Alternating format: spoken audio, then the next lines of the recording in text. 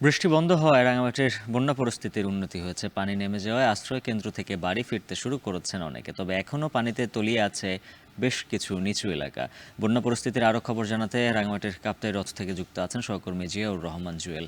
জুয়েল, জানাবেন এখনও কতটি নিম্নাঞ্চল প্লাবিত আছে আর বন্যা কবলিতদের সহায়তায় কী পদক্ষেপ নিয়েছে প্রশাসন? উজ্জ্বল, আপনি যেমনটা বলছিলেন যে রাঙামাটির যে ৫টি উপজেলায় আকস্মিক ঢলের কারণে যে নিম্নাঞ্চলগুলোর ৫টি উপজেলার ১৬টি ইউনিয়ন মূলত প্লাবিত হয়েছিল। সেখানে বন্যা পরিস্থিতি তৈরি হয়। সেখানকার মানুষজন বেশ বিপাকে পড়েছেন। বিশেষ করে রাঙামাটির বরকল, বিলাইছড়ি, জুরাছড়ি, লংগদু এবং বাঘাছড়ি এই ৫ উপজেলার যে নিম্নাঞ্চলগুলো রয়েছে সেখানে ১৬টি ইউনিয়ন প্লাবিত হলেও এর মধ্যে গতকাল দুপুর থেকে মূলত বৃষ্টিপাত বন্ধ হয়ে আছে। সে কারণে ইতিমধ্যে নামতে শুরু করেছে পানি।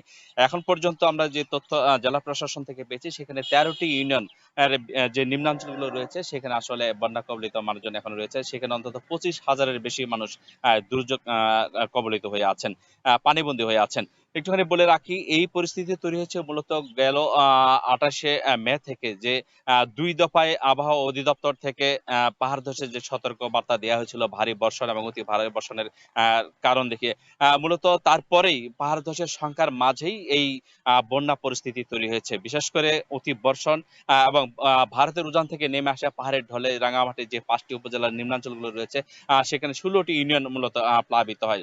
আ এই এই পরিস্থিতিতে সামাল দেওয়ার জন্য জেলা প্রশাসনের সেখানে আসলে কন্ট্রোল রুম খোলা হয়েছে এবং আ আ ২৪৬ টি আশ্রয় কেন্দ্র প্রস্তুত রাখা হয়েছে। এর অনেকগুলোতেই মানুষজন উঠেছিলেন বন্যা পরিস্থিতির কারণে। এর মধ্যে গতকাল দুপুর থেকে যখন বৃষ্টি একেবারে বন্ধ হয়ে গিয়েছে, এর মধ্যে মানুষজন আসলে ঘরে ফিরতে শুরু করছেন।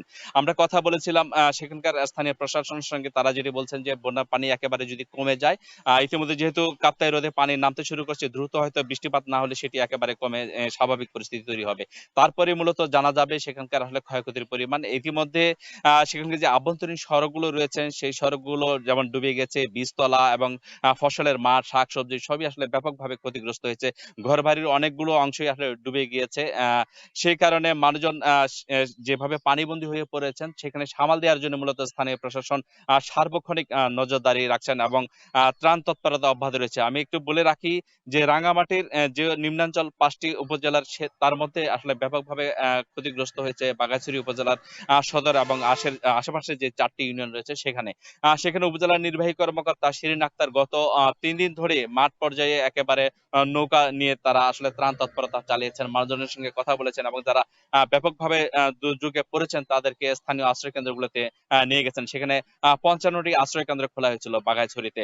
আমরা গতকালও দেখেছি সেখানে ব্যাপকভাবে ত্রাণ তৎপরতা চালানো হয়েছে। মানুষজন যেটি বলার চেষ্টা করছেন যে তারা যেখানে মানুষজনের বসতি বেশি আশেপাশে যেই এ এই আশ্রয় কেন্দ্র নাই, তারা আশ্রয় কেন্দ্রের প্রত্যাশা করছিলেন। একই সঙ্গে সরকার যেন আগেভাগে তাদের প্রতি নজর দেয়, খোঁজখবর নেয়। যে ধরনের পরিস্থিতি তৈরি হচ্ছে সেই বিষয়গুলো তারা দাবি করেছেন। আমরা দেখেছি গত বছরও একই সময়ে বন্যা সৃষ্টি হয়।